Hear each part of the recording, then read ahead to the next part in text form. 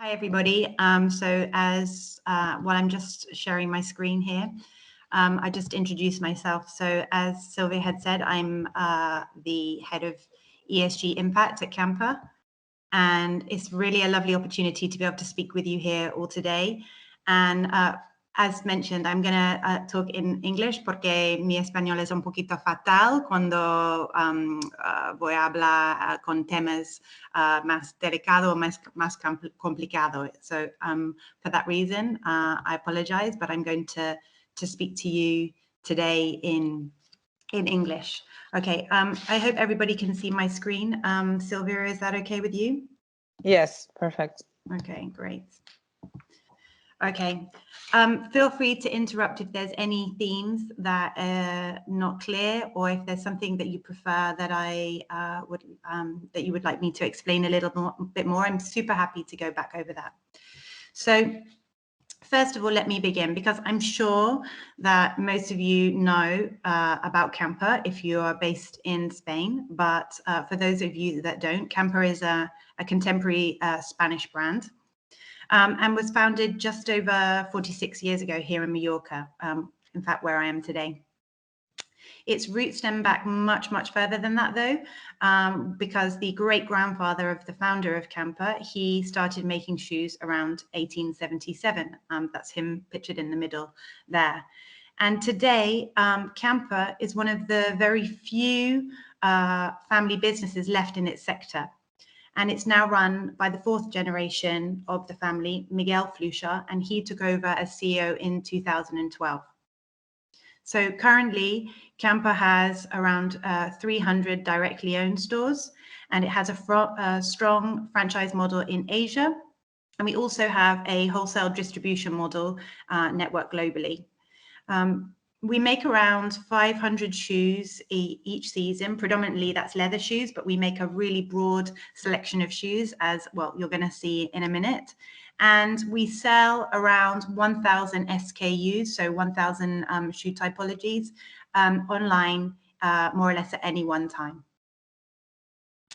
When we look really in terms of sustainability in Camper, if we think a little bit more about like the resources and why we're here today, really, sustainability is something that's been embedded within the company from the outset. And actually, the first shoe that we ever produced, which is the shoe that you see here on the left, Chameleon, this was a traditional shoe inspired by the farm shoes worn by farmers here in Mallorca. And it was originally made from offcuts of car tires, from the rubber, and also of fabrics. And on the right, what you'll see is an evolution of that product today. So originally, we began with this sustainable model. And now this year, we've relaunched that using better cotton, natural rubber, and also we've made a donation as well to a local ONG here. So looking over the last 46 years, we see a connection and a theme of sustainability throughout our business. But really, what I wanted to explain here was that whilst we began with various different initiatives over the years in relation to sustainability, in relation to local community, it was really only in the last 3 years that we decided to dramatically rethink our position and really look at how we embedded sustainability across our organization, thinking not only about what was the impact for us in terms of the environment and society, but also in terms of the bottom line. So today, I'm not going to really talk to you about all of the areas of our strategy, or I'm not going to really cover about trends, although as Sylvia mentioned, fast fashion is a very big topic and we could talk about that for hours. But whilst we do see that there is a dramatic shift now, especially since COVID, for consumer products, we really need to think about, okay, why are we doing sustainability? Like, what's the purpose? And really, it comes down to the fact that we need to think about the future for our children and the future of planet Earth. So currently, if we remind ourselves, and we all read things in the newspaper all the time, we need about 1.75 planet Earth to meet the resources requirements that we have. At the offset, this is completely unsustainable.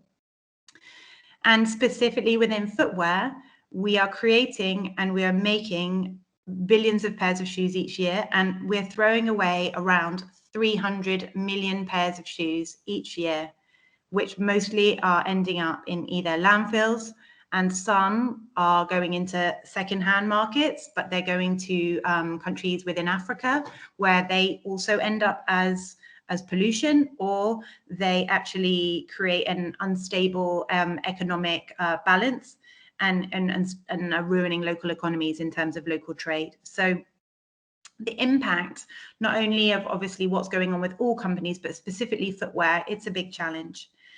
Aside from that, when we look at the footwear itself, when it goes into landfill, it takes approximately 25 to 40 years, and there have even been considerations which say much more, that it takes to decompose footwear into landfill. So really, when we're thinking about the environment, when we think about, okay, so what's the impact of our company, the most environmental thing for us to do would be to literally stop producing entirely, to stop the company. This poster on the right actually is an advertising campaign. You'll see there we did it with Barcelona-based Martí Guixé back in 2002, and it was a little message about fast fashion, really, and about the idea and the concept of not buying and not being overly consumerist. So back in 2002, we were thinking about that. But whilst that might be the most environmental option, we also need to think about society. When we're talking about ESG as a topic, obviously, you probably know we're talking about the environment, we're talking about society, and we're talking about governance. So the way in which we run the company and work towards the effective running of a company. So if we're thinking about the societal impact, if we were to stop producing, we would have to think about, okay, so what would happen to the 5 factories that we work with, they're based in Spain, in Portugal, in Vietnam? What would be the macroeconomic impact of those changes? What about the 800 people that work for Camper, and particularly what would happen to those people in Mallorca? So perhaps what might be an environmental solution at first glance isn't necessarily a societal advantage. So we need to think about that. How can we make, in combination, the lowest impact environmentally whilst best supporting our communities? So the reality is that businesses, we need to generate environmental and social value. So I think you refer to the phrase empresa con propósito. We need to think about how we are delivering change, because actually we all know that today it's very difficult for governments to make changes, and actually where does the power lie? Often with businesses. In fact, if you think about just GDP, businesses account for around 82% of GDP. So if we take that into literal terms, does that mean that as businesses we need to be thinking about the environment and we need to be thinking about society? The effort needs to be 82%. So there's a lot of ways in which we can kind of resolve and look at how we make and lower our environmental and social, lower our environmental impact and improve our social value as a business. And today, actually, we can talk about a lot of different theories and a lot of different ways and mechanisms in which we can order to do this. And there's no real one solution. We'll talk a little bit more about it now, but really what we need to think about is what steps can we do, what projects can we put in place so that we are really focused on delivering value across all areas. And one of those areas is to think about the circular economy. So what is the circular economy? The circular economy is really about moving from the current linear economy that we have today, which is basically saying, okay, we're going to make it, we're going to take it, and then we're going to dispose of it. And it's really trying to make that economic growth in combination with resource consumption to reduce our carbon emissions. And it needs to work in harmony, as if in combination with one another. It doesn't also say simply stop producing. It says think about innovating and making your business more circular. So if we look at this model, and I don't know how much you've looked at this model yourselves, but it applies to all businesses and all types of industry. This diagram was actually created by the Ellen MacArthur Foundation, and they're actually one of the leaders on this topic. If we look at this subject, we see that the circular economy is really underpinned by three principles. The first one is to eliminate waste and pollution at the outset. The second one is to keep products and materials in use. And then the third one is to think about natural systems and how we regenerate those. So this isn't just a theory now, it looks great, but we actually see that what's coming down the line are policies and initiatives coming in both from the EU, from the government, and also from Spain. So within Spain, recently you have now the Spanish circular economy strategy, known as the Circular Economy 2030. And in that, there are really clear aims from the Spanish government pushing towards reducing the economy's consumption of materials by 30%, to reduce waste by 15% by 2030, and to reuse 10% of municipal waste by 2030, and lastly to reduce greenhouse gas emissions below 10 million tonnes a year. So in terms of what's coming down the line, not only is it beneficial for businesses to think about the impact, but there are tax benefits. There are also going to be tax burdens for companies who don't comply, and of course there will be fines for certain companies that don't follow the rules. So this model is going to be really increasingly important for all businesses going forwards. In Spain at the moment, and I don't know what sectors that you're looking at, but the Spanish government has actually identified 6 different priority areas, which are construction, agricultural, food, fisheries, industrial, I'm going to read here, consumer goods, tourism, and also lastly, fashion, the clothing sector. Then specifically, if we go to look more at circular fashion and we say, okay, what do we need to do in terms of how circular business, how do we apply circularity in the fashion industry? It means that we basically need to ensure that our clothing, our footwear, and our accessories are used more, are made to be made again, and are made from safe and renewable materials. And this is really important because we need to think about what materials we're starting with in order that we put them in a loop and have this circular system that has fewer chemicals from the outset. So whilst at Camper, our strategy isn't only on circularity and it isn't only on environment. Today, I'm going to focus a little bit about where some of the biggest impact take place, and that's on our product. So firstly, if we think a little bit about our collection and how we produce shoes, and again, if today you're thinking about other areas, other sectors, I think many of these things can be applied certainly to different sectors. But if we think, how do we transition a collection to be made of lower impact materials? How do we perhaps select organic materials or regenerative materials or recycled materials when we have a very broad assortment of products? So we don't have, as I mentioned before, one product typology that we have to change. We maybe have 250 typologies that we need to think about with different materials. So how do we think, and how do industries think about circularity when we have complex production, when we have waste that's being produced during production, and when we need to think about, okay, we are making this product, but at the end of its life, how do we make sure that it can live in some way again? And there are various different options when we have so many different types of models. So we really here already can't apply a one size fits all to the solution of being more circular.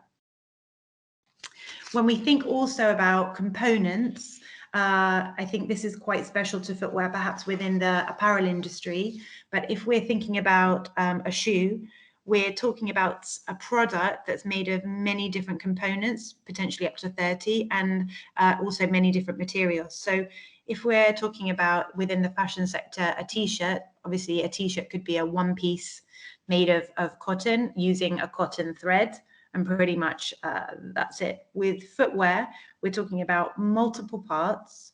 We're talking about 3D construction, which means we have to think about glues, we have to think about stitching, we have to think about all of these challenges about how we're going to improve each element of the shoe, not just one part. So how do we think about that? And then taking those parts and taking those ingredients, what do we do at the end of the life cycle? How do we break that down, and how do we make sure that all of those pieces can work again for another purpose? When we look also at blends, and again, this is something that especially within the construction industry is another area as well that we need to think about. If we want to reuse, we know at the moment that actually probably less than 10% of what is going into our bins is being recycled, and that's actually a positive estimation. It's very, very difficult for us to be able to recycle materials. And one of the reasons that we can't recycle materials at the moment is because often they're made of blended materials. And that's certainly true in the case of apparel. How, for example, if we have an organic t-shirt that maybe has some polyester or nylon included in it, how do we break that down at the end of its life? One part is biodegradable, the other part is not. One part can be used again, the other part cannot. So how do we use blends and mixes? How do we begin to eliminate those from our collections in order that we start to make disposal and reuse much more simplified? Then we have the challenge of built to last or built to recycle. So this is really when we're thinking really about this whole circular model of our shoes, and the two, they're not opposed to each other. But when we're making something to last, obviously we're constructing it in a way, we're putting it together, we're sewing it in a way that potentially is very durable and very stable. When we're talking about built to recycle, obviously we're thinking about something that's easy to disassemble. So the two aren't necessarily opposites from each other, but when we're making a shoe, we really need to think about, are we building it so that it can last a long time, forever, because that has certain production and design challenges, or are we building it in order to recycle it? Or can we even achieve both, that we can make something long lasting, but at the end of its life, we make it easy to be recycled into something else? And then last of all, in terms of when we're thinking about circularity within footwear, we have to think about the whole process, and really not only thinking about the ingredients and the process, but also thinking about, okay, what is the energy and the carbon emissions factor from the footwear that we're producing? So it's not only that we're thinking about the carbon impact of the company on a wider level in other parts of our value chain, but the reality is that around 70% of our carbon emissions come from production, come from the footwear itself, from the distribution, the fabrication, and from the raw materials itself. So how do we, as developers and as manufacturers, produce something that has a lower carbon emission that we can pass on to the consumer? So really, in terms of that, those are really the challenges that we face. But we really need to think about other areas of our business. So we have the design challenges that we're talking about, but when we're talking about making a product, so if we've got footwear, for instance, we need to think about, okay, once we've made that product, how do we communicate with our customers to ensure they understand how to return the shoe to us at the end of its life? How do we make sure that we communicate how that they should look after their shoes, or how do we really literally communicate why it's better to buy a more sustainable shoe, let's say, over a shoe, perhaps a shoe that currently is using a material from fossil fuels? So that really means that even though when we're looking at the production and the design process, we really need to involve marketing, we really need to involve sales, and we really need to work together to ensure that we can bring something to market that really is making a difference and that is better. So when we're talking about the costs and all the inputs, we need to think about, okay, we do have a higher cost per unit, let's say, or per SKU that we're producing. We have higher costs from the materials that we're selecting because we're selecting perhaps more innovative materials, or we're selecting, let's say in the case of organic materials, that are more expensive at the raw material state to produce. So how do we think about incorporating cost and the cost of sustainability into our business? And for Camper, for us, it was pretty clear that we decided that we would not pass on the cost to our consumer. We don't think that there's any benefit to doing that. In actual fact, we believe that whilst we absorb that cost, we actually think that it's an investment for our future, that we absorb and we look at what those extra costs are. But those costs are coming down, and actually as we gain greater economies of scale, things like the price of materials, even in the last 3 years, the price of organic cotton is coming down, the price of BCI cotton is coming down. So we can begin to think, we can begin to use products and materials for our shoes and for our footwear designs that actually maybe 3 years ago we couldn't have selected. So really against all of these points, we want to think about, okay, what are we actually doing? So what's Camper doing to mitigate and lower our impact? So first of all, when we think about this whole cycle from the Ellen MacArthur Foundation, the very first thing is thinking about renewable inputs. And one of the most impactful challenges that we can implement is to select better materials. Materials that are organic, materials that are regenerative or recycled, or innovative materials. So at the moment, we're looking at using materials that don't come from fossil fuels, and we're looking at things like algae, or using materials from sugar, from wood, from mushrooms, various different things. Basically, we want to use natural materials that have a renewable cycle and do not use things, especially fossil fuels. That's really key for us. So by selecting better materials that are certified and we know that they have a lower impact, we're enabled to begin ensuring that we're already making the lowest impact possible. But as I mentioned earlier, it does mean that if the shoe is recycled later in the whole circular process, there aren't any chemicals or elements and things that we want to use again. And so if things go back into the ground, we can feel perfectly comfortable that they're safe and not impacting the planet. Also, aside from good materials, we need to think about recycling.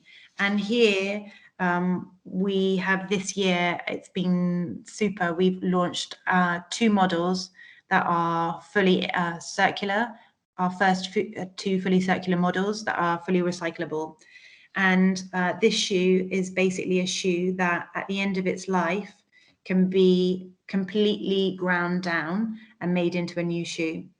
And the reason that we can do that is because basically it's monomaterial. It uses less products and less materials in its production. So when we make it, actually we have very little offcuts. Those offcuts can be melted back down and put into the shoe. And then at the end of its life, we can follow exactly the same process. We can take the shoe, we can basically crush it back down, we can destroy all the elements, and then we can put that back, and potentially that can become a new outsole, or it can become a new shoe itself. So this is really, we're super proud of this model that we've launched, and it's something that really is a great solution to thinking about really how to keep this life cycle of a product going. In order to do that, though, it's simple with a monomaterial product, as I'm showing you here. But we need to also think about actually how we take back the shoes. We need to think about our own responsibility. So at the moment, we also launched what we call Second Life, and that's our take back model. So it's where at the end of its life, we collect shoes from our customers in Europe. We incentivize them to return our shoes by giving them a voucher. But here, when we take back the shoes, we take responsibility for our own production. Here we say we're not going to send shoes to landfill. We will never send shoes to landfill. And what we'll try to do is we'll try to give them another life. So we'll either try to, if they're quite new, we'll give them, clean them and give them to various charities that are in need. or we'll repair them, and I'll show you an example of that later. Or lastly, if there's really nothing that we can do, we work here with our provider TMA on the island, and we return everything and we convert everything into biofuel. So really, this enables us to ensure that nothing that we're producing is going to landfill. So we're starting with the Take Back program, as I say, and rolling that out more widely. And our aim and our responsibility as a company is to really think about, okay, how do we gather back more shoes at the end of the life of products? And there are other examples of brands out there that are doing this, and there are also other models. So for example, some brands are also doing models like renting shoes or renting products. And this is really that kind of rental, this idea of not owning a product is really with the idea that the company then takes responsibility for what happens to that shoe or with that product, and they can put it back into the life cycle again. So as I mentioned, when we actually take back our shoes, we have the ability now with our Recrafted project to basically try and put that back into use again. And this is one small scale solution that we've launched. So here, what we've done is we take back the shoe and we put a new outsole. As you can see here in the pictures, we put a new outsole on the shoe and we sell them online to give them another life. This is called Recrafted, and it's a really small project. It's quite difficult to achieve scale with this project because if you can imagine, normally when we're selling shoes, we're selling multiples of models and we're selling various different sizes and all the same. It's very homogeneous process. And obviously when we're taking back individual shoes, it's a very bespoke project. So it's very difficult to achieve this at scale, but it's something that we're managing in small quantities at the moment. And again, in terms of technical developments, it's something that we need to think about how we can make recycling like a wider reality.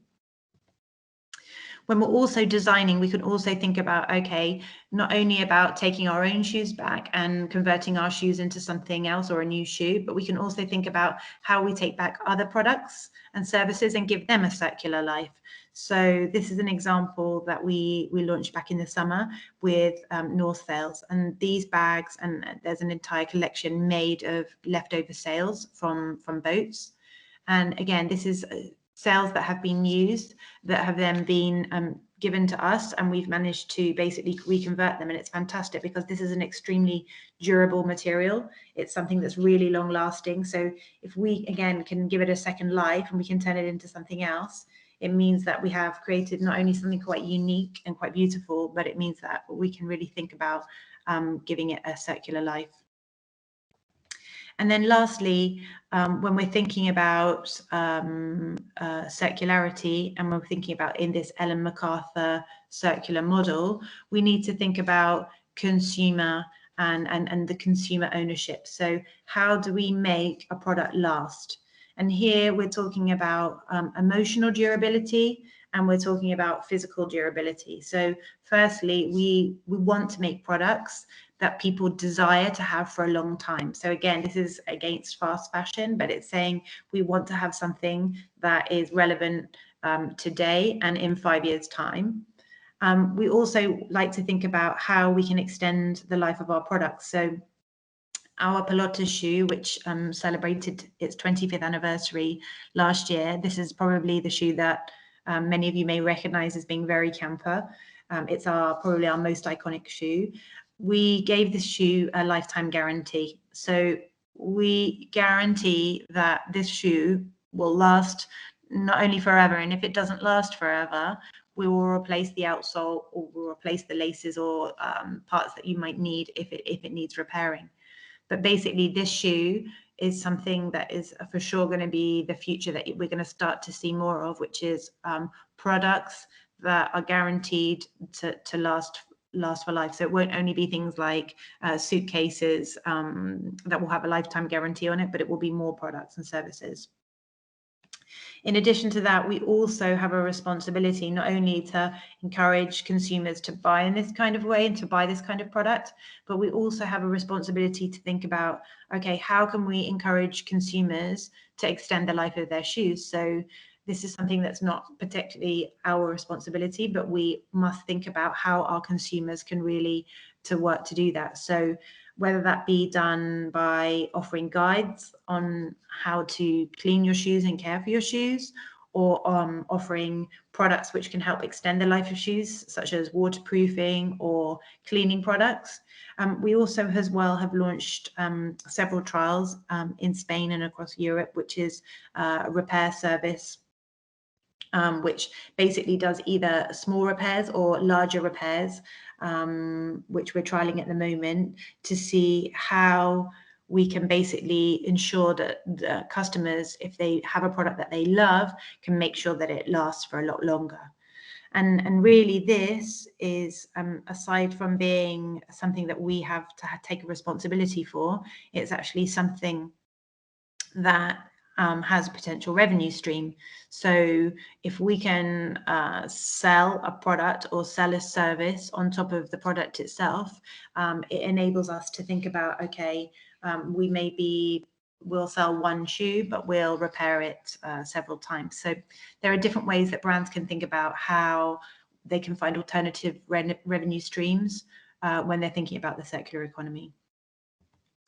And then lastly, as I mentioned at the beginning, the last point was around measuring and reducing emissions. And actually, this is our headquarters in Mallorca. You can see the Tramuntana in the background.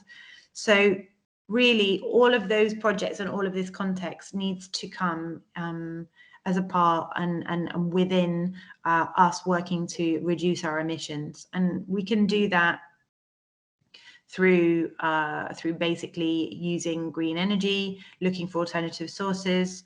But really one of the main things that we need to think about is how can we actually reduce our footprint? How can we use less resources generally? So it links back really with this idea of using better materials, using fewer materials.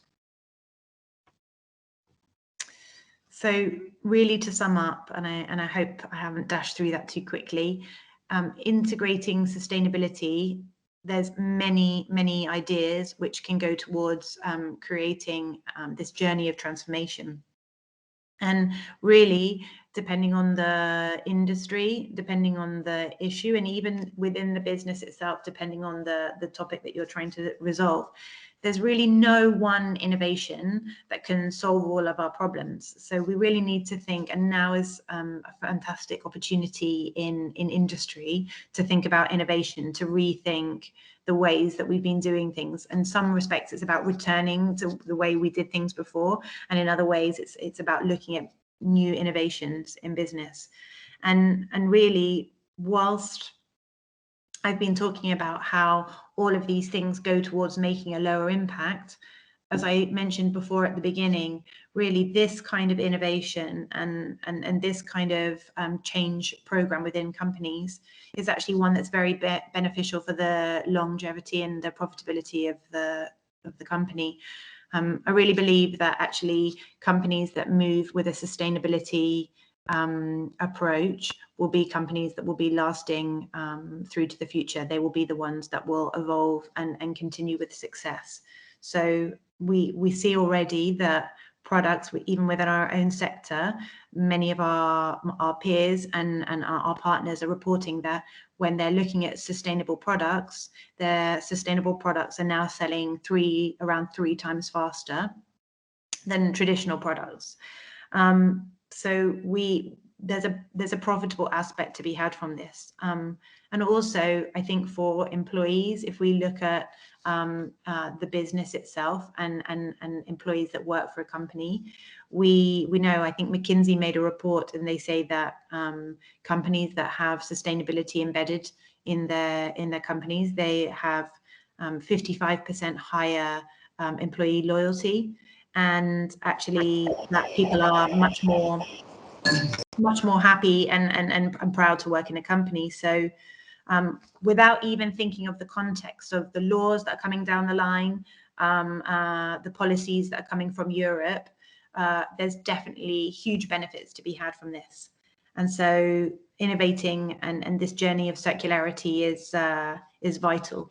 And that's why really at Camper we have this approach that we really need to think about sustainability in a way that it's a little better, never perfect. So the idea that we must continually work to improve and continually think about how we can look at new ways to be better. That's the end of my presentation. Thank you very much.